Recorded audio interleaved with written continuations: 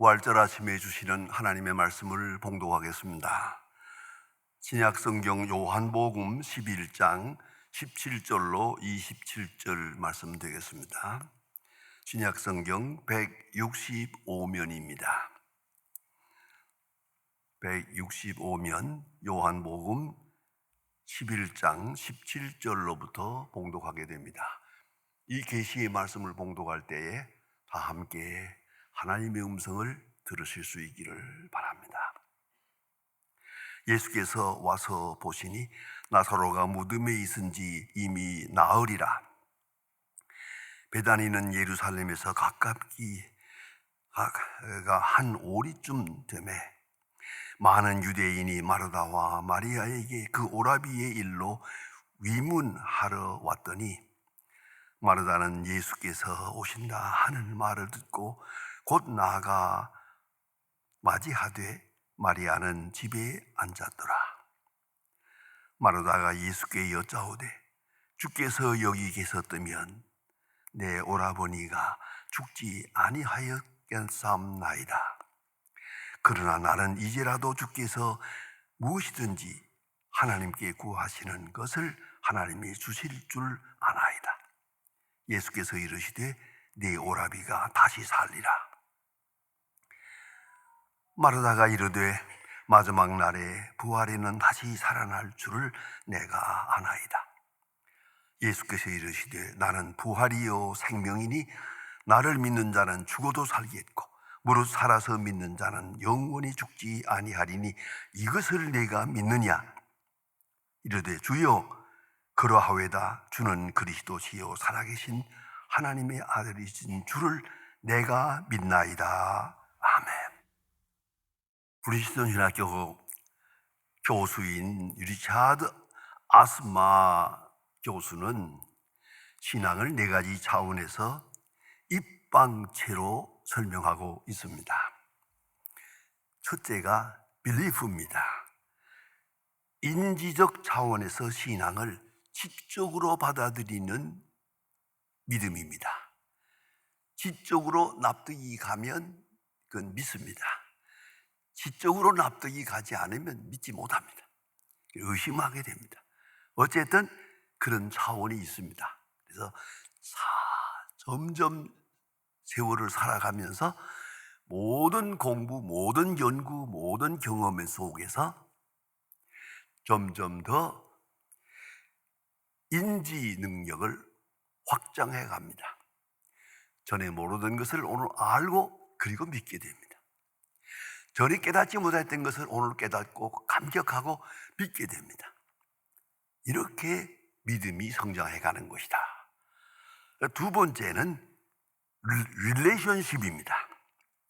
지적으로 아는 것을 넘어서서 마음으로 신뢰하는 차원이 있다.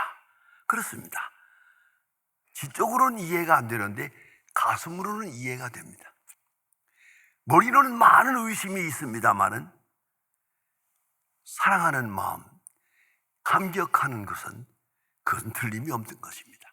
그런 거로 이런 마음으로 감성적으로 느끼고 그리고 충만하게 되는 그러한 믿음의 차원이 있다. 세 번째는 커미트먼트입니다. 우리가 다 알고 행하는 거 아닙니다. 다 깨닫고 순종하는 것도 아닙니다.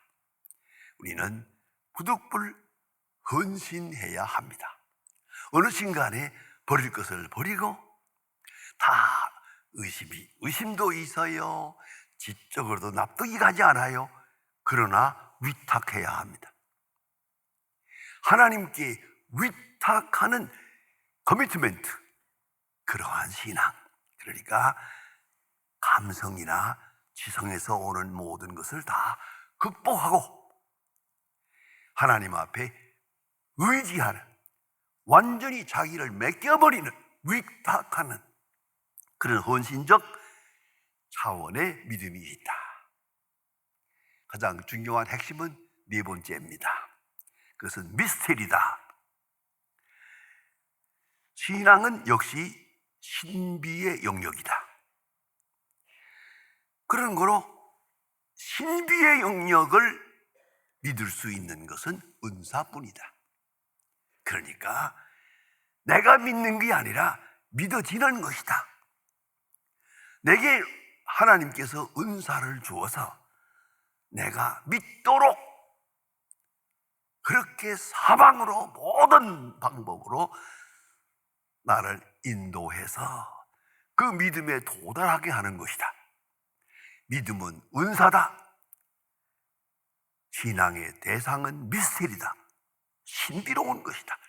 그 신비의 세계를 믿을 수 있는 것은 하나님이 나로 하여금 믿게 해주시는 은사, 거기에 기인한 것이다 라고 아주 자세하게 신학적으로 설명해 주고 있습니다. 여러분, 신비란 없다는 것이 아닙니다. 경험할 수 없다는 사실뿐입니다. 지금 경험할 수 없다는 것뿐입니다. 신비는 사실이요 실제이나 조심해야 됩니다. 아직 내가 알 수 없고 아직 내가 경험할 수 없는 것뿐이다. 하나님의 세계가 너무 위대하고 크고 신비롭기 때문에 내 이 조그마한 이성과 감성과 내 이 경험으로서는 도저히 그것을 이해할 수가 없어요. 바라볼 수도 없어요. 그런 거로 우리는 이 점점 세월을 살아가면서 나이를 먹어가면서 많은 경험에 접하면서 우리는 하나님의 신비로운 은사의 세계를 내가 경험하게 됩니다. 그러니까 신비란 없는 것이 아니고 지금 내가 모르는 거예요. 지금 내가 납득할 수 없어요. 그러나 하나님이 주시는 은사 안에서 그 신비가 실제로 다가옵니다. 확실한 사실로 믿어지는 그것이 바로 은사라 그 말입니다. 일생 공부하고 경험한다 하더라도 역시 신비의 세계는 신비로 남아 있습니다. 신비의 감격, 신비에 접하는 감격, 그 놀라운 경험은 우리 앞에 있는 것입니다. 여러분 잘 아시는 대로 생명의 세계란 참 비밀없습니다. 생명은 세 가지 신비가 있습니다. 출생의 신비, 성장의 신비, 죽음의 신비. 여러분 이 출생이라는 거 얼마나 신비롭습니까? 다른 것보다도 놀라운 것은 내 손자가 앞에서 길을 걸어가고 있어요. 내가 뒷모습을 가만히 보니까 나하고 꼭 닮았거든요. 야, 참 희한하다. 저놈이 어떻게 날 닮아? 안 그렇습니까? 신비로운 겁니다, 이것은. 여러분, 출생의 신비, 한평생 연구해도 해답하지 못합니다.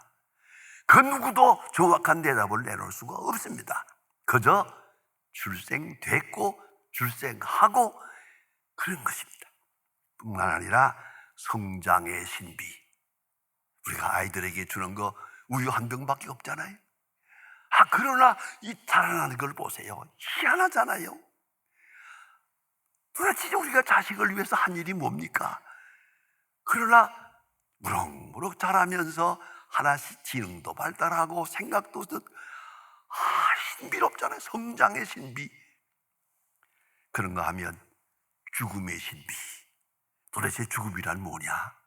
이걸 연구하는 사람들이 많이 연구하다가 한때 유행했던 학설이 있죠. 영혼의 무게. 일리는 있는데 설명은 못합니다. 이게 뭐냐 하면 사람이 죽을 때 그 죽는 장면에 딱 놓고 그걸 저울에다 올려놨어요. 저울에다 올려놓고 숨이 훅 나가면서 죽을 때 바로 그 영혼이 떠날 때 딱 보니까 체중이 내려가요. 그 이상하잖아요. 똑같은 사람이 지금 침대에 누워 있는데 세상을 떠나는 순간에 체중이 싹 내려가요. 이게 맥구라무다 해가지고 한때 책도 나오고 토론을 많이 했습니다만은 결론은 없습니다. 영혼의 무게는 저울로 다룰 수 있는 건 아니지만 역시 무게가 있다, 그것만은 사실이에요. 영혼이 떠나는 순간 그대로 침대에 누워있는데 체중이 싹 내려가는 거예요. 희한하지 않습니까? 이래서 영혼의 무게라고 하는 그런 책이 나온 일이 있습니다. 여러분, 죽음은 신비로운 겁니다. 영혼이 떠난다는 말이 무엇을 의미하는 겁니까? 여러분, 심장이 멎었다고 죽는 거 아니에요. 뇌파가 없어졌다고 죽는 게 아니에요. 그래서 다시 사는 사람도 있어요. 도대체 죽음이라니 뭐냐? 이것은 아직도 풀리지 않는 확실한 실제적 수수께끼입니다. 본문에 큰 사건 하나가 있었습니다. 예수님의 사랑하는 제자, 예수님이 특별히 사랑하는 제자, 성경에 그랬어요. 예수께서 사랑하는 제자 나사로가 병들어 죽었습니다. 여기에 수수께끼가 있습니다. 특별한 문제입니다. 왜 사랑하는 제자가 죽었는가? 예수님이 이 나사로가 병들었을 때 멀리 있지 않았어요. 소식을 전하기도 했고 얼마든지 빨리 달려올 수도 있어요. 달려와서 죽지 않게 할 수 있어요. 예수님이 그 많은 환자를 고친 것처럼 손을 잡고 나사로야 한마디만 하면 이 병이 나을 건데 왜 예수님이 나사로가 병들었다는 말을 듣고 소식을 듣고도 오지 않았는가? 왜 지체했는가? 결국은 나사로가 죽었어요. 그래서 마르다는 누이 마르다는 지금 속에 한이 있어요. 예수님 그 많은 능력을 가지고 많은 사람이 병을 고치면서 우리 사랑하는 내 오빠 병들었다고 소식을 전했는데 오실 수 있는데 왜 안 와서 내 오빠는 죽었어요. 마음에 맺힌 것이 있어요. 오늘 본문에 그것이 잘 나타납니다. 아무튼 당장 달려가서 치유하지 않았습니다. 나사로는 죽었습니다. 죽을 뿐만 아니라 장례식까지 끝냈습니다. 죽은 지 나흘이다. 무덤에 장례됐다라고 성경은 말합니다. 여기서 이 본문에서 중요한 사실을 두 가지를 발견해야 됩니다. 하나가 21절에 있습니다. 보면 마르다가 예수님께 여짜오되 여기 계셨더라면 내 오라버니가 죽지 아니하였겠나이다. 여러분, 영생이 뭡니까? 죽지 않는 것이 영생입니까? 내 오라버니가 죽지 아니하였겠나이다. 그것이 축복입니까? 우리는 종종 그런 생각을 해요. 병들었으면 병들지 나아야 그게 은혜가 아니겠나? 죽을 병이 들었으면 죽지 않아야 그것이 축복이 아니겠나? 그럴까요? 이 차원을 넘어서야 합니다. 이걸 잊지 말아야 합니다. 죽지 않는 것이 영생이 아닙니다. 여러분 지금 요새 100세 시대를 살아서 오래오래 살고 건강합니다만은 저도 어쩌다 보니 지금 92세여서 설교하고 있습니다. 그래서 많은 사람들이 얘기합니다. 목사님 중에 90이 돼서 설교한 사람은 목사님밖에 없습니다. 나도 알아요. 하지만 그러나 한 가지 잊지 말아야 된다. 그렇다고 영생은 아닙니다. 여러분, 아무리 내가 건강하고 아무리 내게 하나님께서 은사를 주어도 내가 믿기는 죽을 때 죽어야죠. 얼마나 그렇습니까? 저는 이 강단에 설 때마다 소중한 생각을 가집니다. 다음번에 또 강단에 설 수 있을까? 왜요? 그런 일이 별로 없으니까. 그걸 아무도 모르니까. 그러나 분명히 한계가 있어요. 언젠가는 떠날 거예요. 언젠가는. 그것이 언젠지는 모르지만 그러나 10년 후나 5년 후나 오늘이나 내일이나 마찬가지예요. 떠난다는 입장에서는 마찬가지거든요. 그러나 꼭 잊지 말아야 돼요. 장수가 영생은 아닙니다. 아니, 요새 와서 보니까 장수가 축복도 아니에요. 뭐 100세가 어떻고 말하지만 아이고 그게 사는 겁니까? 그게 버티는 거지? 그거 아니에요. 사람답게 살고 활발하게 하나님을 찬양하며 살아야 그게 사는 거지. 예? 그게 사는 겁니까? 그런 거로 여러분, 죽지 않는 것이 영생은 아니다. 이거 꼭 잊지 말아야 합니다. 오래 사는 것만이 그 축복이 아니다. 그것도 알아야 합니다. 그런가 하면 23절에 가서 또 성경에서 귀중한 진리를 발견하게 됩니다. 예수께서 이르시되 네 오라비가 다시 살리라. 지금 나사로는 죽었거든요. 오빠가 죽었다고 지금 말하다가 이렇게 예수님 앞에서 울부짖고 있는데 예수님 말씀하십니다. 네 오라비가 다시 살리라. 여기서 다시 산다. 그것은 부활이 아닙니다. 죽었던 자의 회생이지 부활은 아닙니다. 우리는 죽었다 살면 부활로 생각하려고 그래요. 아닙니다. 절대로 아닙니다. 그게 성경적 오해예요. 죽었다 사는 것. 그래서 어떤 사람들은 아유 그거 부활한다면 말이야 그 한참 이팔 청춘 그때 죽어야 되겠구만. 왜요? 부활하셔도 이팔 청춘 대에 갔으니까. 아니 다 늙어가지고 꼬부라져가지고 다니다가 죽으면 부활해도 꼬부라졌을 거 아니야? 안 그래요? 이거 잊지 말아야 합니다. 그러니까 다시 살리라. 이거 꼭 생각하셔야 돼요. 다시 산다는 거 그것이 부활은 아니에요. 부활이라는 것은 이 죽은 사람이 다시 살아난다 그런 의미가 아니에요. 옛사람이 다시 태어난다는 말도 아닙니다. 나인성 고아부의 아들 죽었다가 다시 살았습니다. 회당장 야이로의 딸 살았습니다. 나사로가 죽었다가 무덤의 장애까지 됐다가 나흘 만에 나사로야 나오라. 나사로가 살아났습니다. 이것이 부활입니까? 이거 부활 아닙니다. 그런 유명한 그런 그 에피소드가 있습니다. 죽었다 살아난 나사로가 있잖아요. 나사로에게 물어봤답니다. 그래 죽으니 어떻더냐? 죽어보니 어떻더냐? 하고 물었더니 나사로 하는 말이 별거 아니야 그러더랍니다. 그 다음에 중요한 말이 하나 더 있어요. 보통 사람은 한 번 죽는데 나는 두 번 죽게 돼서 어때요? 살아난다는 게 무슨 의미가 있어요? 또 죽을 텐데. 그것이 부활은 아니에요. 죽은 사람이 살아난다. 그것을 부활로 착각해서는 안 됩니다. 그러면 오늘 본문에 핵심이 있습니다. 가장 중요한 말씀. 나는 부활이요 생명이다. 내가 곧 부활이다. 내가 곧 생명이다. 여기에서 우리가 생각해야 합니다. 예수님의 부활, 그것만 부활입니다. 모든 사람이 몇 번 살아난다 하더라도 그건 아닙니다. 예수님께서 부활하신 그것만 부활이다. 이걸 잊지 말아야 합니다. 그뿐만 아니라 나는 부활이다. 내 부활을 바로 너의 부활이다. 내가 산 것처럼 너희도 살 것이다. 내가 부활하는 것처럼 너희를 부활시킬 것이다. 여기에 생명의 말씀이 있어요. 내가 곧 부활이다. 내가 곧 생명이다.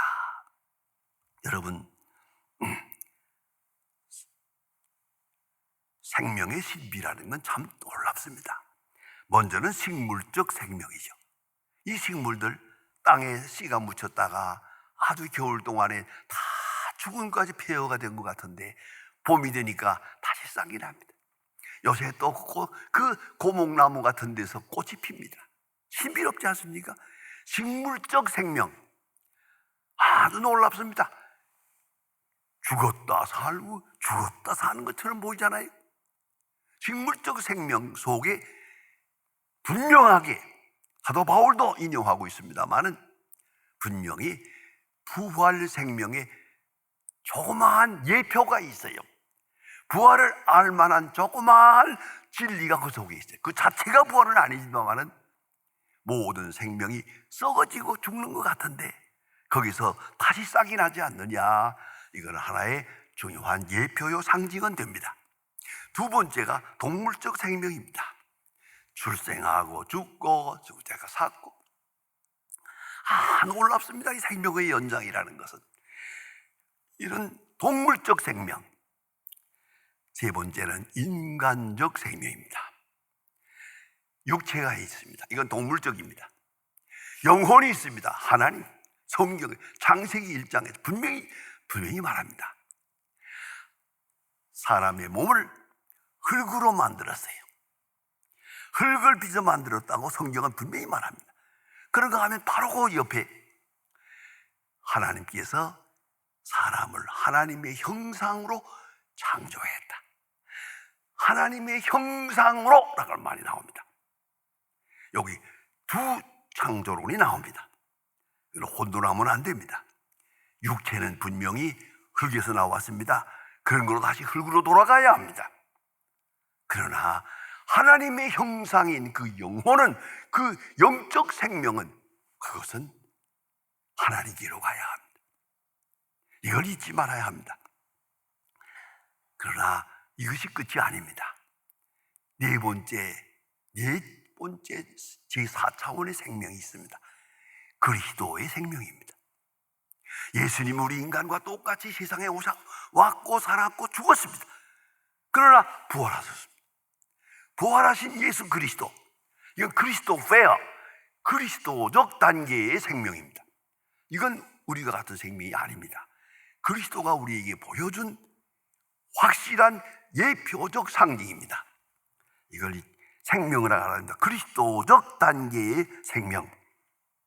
그래, 예수님 참 놀랍죠? 누가복음에 보면은 제자들에게서 음식을 달라, 부활하신 다음에 음식을 잡수시면서 보라 얼마나 세밀하십니까? 자, 너희들 영혼은 영만 가졌으면 음식을 먹지 못하지 않느냐? 나는 음식을 먹지 않느냐? 부활하신 예수님께서 음식을 잡수었습니다. 기가 막힌 겁니다. 그러나 잡수어도 되고 안 잡수어도 되고, 신령한 몸, 그리스도적 단계의 생명. 예수님 말씀합니다. 내가 부활이다. 그건 예수의 부활만 부활입니다. 그리고 나를 믿는 자는 너에도 부활하리라. 예수님 분명히 말씀하시고, 하도 바울도 말합니다. 부활의 첫 열매라고. 예수님께서 이 부활의 단계의 첫 열매가 되십니다.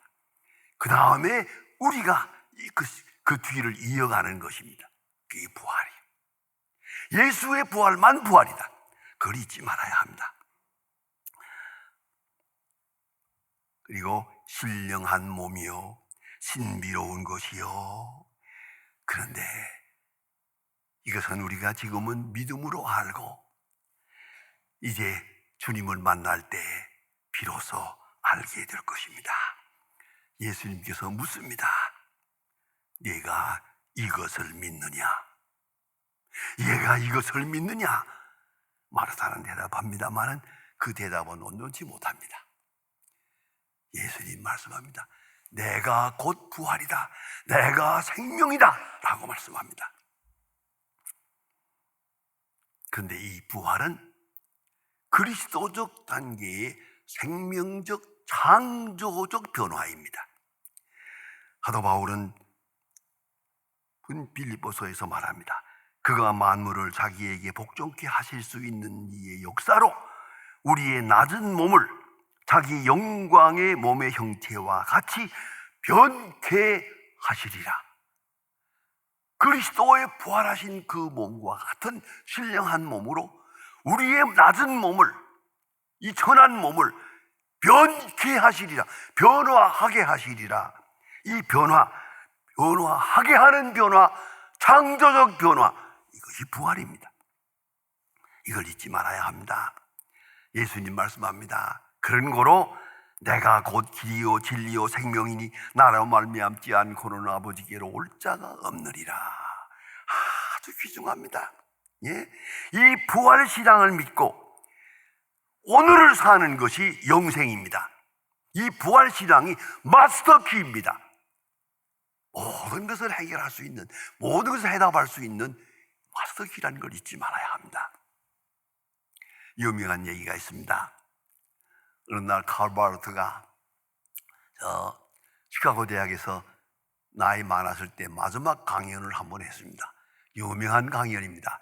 그 원고가 대단히 중요합니다. 그런데 이 강연을 마치고 나올 때 젊은 학생 하나가 따라오면서 이상한 질문을 했습니다. 이상한 질문을. 교수님, 왜? 동정이여 탄생을 믿습니까? 하고 물었습니다. 남자 없이 여자로 동정이여 탄생을 믿습니까? 난감할 것 같죠? 칼 바르트는 빙그레 웃으면서 대답했습니다. 믿지? 그것은 나는 부활을 믿기 때문이야. 예수 부활은 확실하거든. 역사적으로 확실하고 모든 면에서 성서적으로 확실하거든. 예수 부활 믿는 신앙 안에서 동정이여 탄생 그 문제가 되냐? 창조설이 문제가 되냐? 라고 대답했습니다. 여러분, 예수 부활, 이 장차는 내 부활, 바로 그것이 우리 신앙의 뿌리요 최종 단계의 신앙 고백입니다. 이걸 잊지 말아야 합니다. 예수님 말씀합니다. 나는 곧 부활이다. 내가 곧 너의 생명이다. 그 귀중한 진리를 오늘 새롭게 믿고 고백하고 이해하고 출발하는 부활신앙적 생활이 되어야 할 것입니다. 기도하십시다. 하나님 아버지, 이 어수선한 세대 가운데서도 다시 신앙을 고백하게 하시고 부활신앙을 다시 소성케 할 수 있는 귀중한 시간 주심을 감사합니다. 썩어져 가는 세상, 멀어져 가는 세상, 아니 떠나야 할 세상에 매이지 않게 하시고 항상 그리스도의 부활의 아침을 바라보며 첫 열매가 되신 주님을 바라보며 오늘도 부활신앙에 합당한 부활신앙의 고백자로서의 당연한 그런 생을 살아가게 하여 주시옵소서. 예수님의 이름으로 기도합니다.